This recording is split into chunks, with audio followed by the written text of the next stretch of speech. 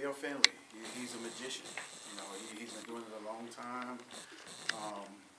Again, I think it's 800 wins. He has his team prepared. You know, they're prepared for the press. They obviously watched our Oklahoma State game, watched us X out on the backside on those skip passes, and where their Crooks was a little bit more dominant than Hannah was last game, that we had to pay a little bit more attention in, and that little split second of trying to get out there, it's 3-ball. You know, that second quarter really killed us. We let our lack of making shots dictate what happened to us on defense, and our energy went down, and we just didn't keep the same tempo during that time. And it's so crazy just because we've always been a team that played with the amount of energy and effort all the time. We never questioned effort. I thought we did a bunch of undisciplined stuff during that second quarter. Crooks is a load in the inside, you know.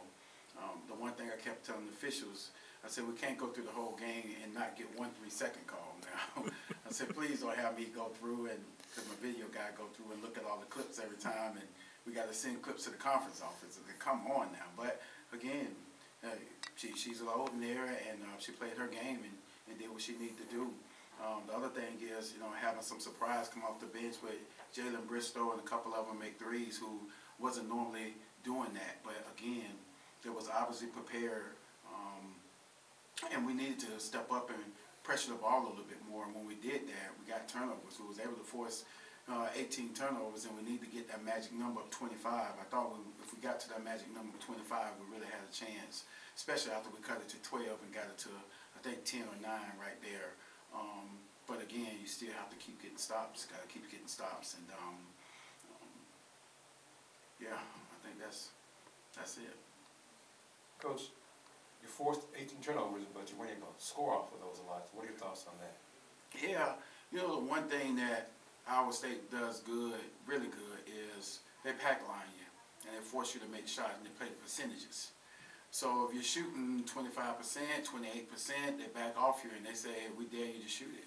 So we were able to get looks in that second quarter. You know, they started to back off us more because we wasn't making shots, wasn't confident about what we were doing. And that's the thing, when they get there and not pressuring you, and we're used to that, so we have opportunity to get by people. We try to get by them, and they just backed up, and they force you to try to shoot over the top of them in a packed line. And it's brilliant for what they do, especially when they have Crooks inside and they don't want her chasing post player and screens and all those things on the outside.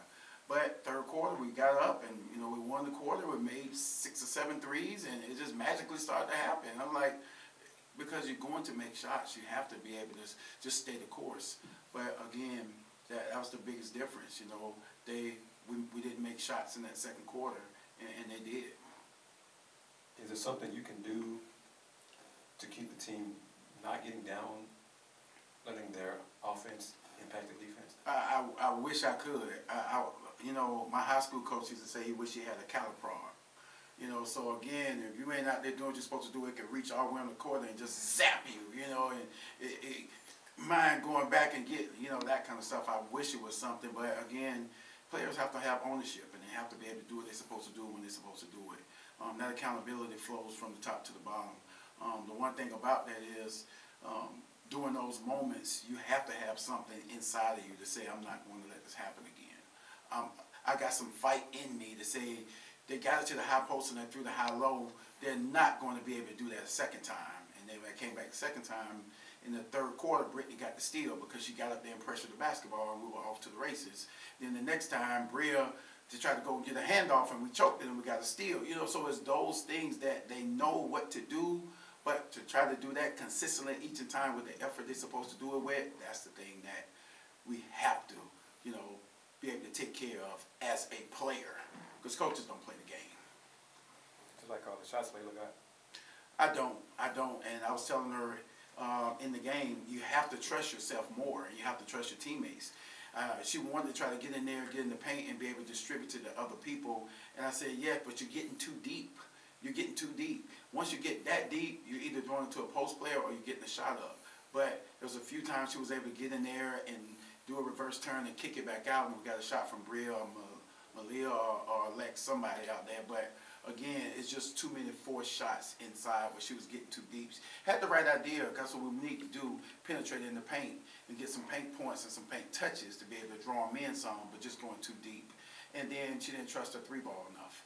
You know, she shoot every day before practice, after practice, weekend, and all that kind of stuff. And, you know, I pray to God all the time about let that transfer, because she puts so much work into her shot. I mean, just so much more than everybody else. Like, I wanted to see some reward from that all the time. But, again, you know, you have to just play the game and hope they go down.